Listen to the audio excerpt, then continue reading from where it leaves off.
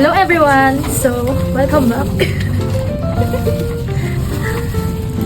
It's lunch o'clock time again.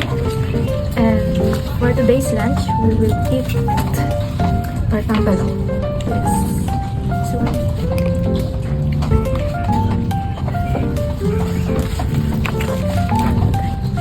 tatak na.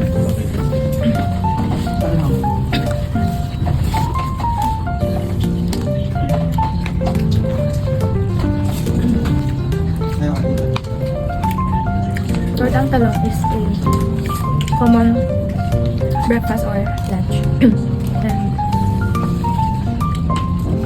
it is in Filipino cuisine, torta means grilled omelette pepper pancake. Yeah, that's why it looks like pancake.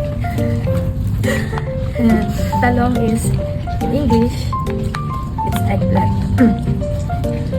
So this kind of dish is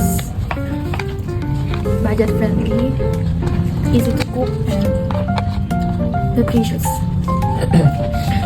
And it is perfect paired with rice and ketchup, but today you don't have ketchup.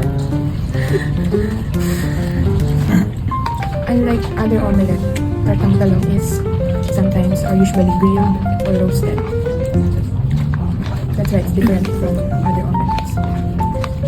Yeah, it's very easy to cook because you just need to grill the eggplant and then peeled, after you grilled, and then you can dip it with eggs. Then fry it until golden brown.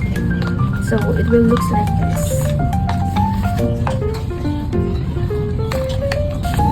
First good.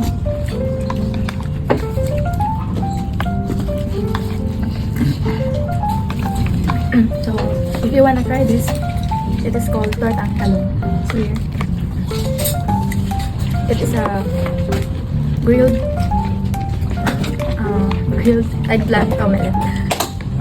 So, thank you for watching and please subscribe our YouTube channel, like, and share. So, thank you. Bye bye.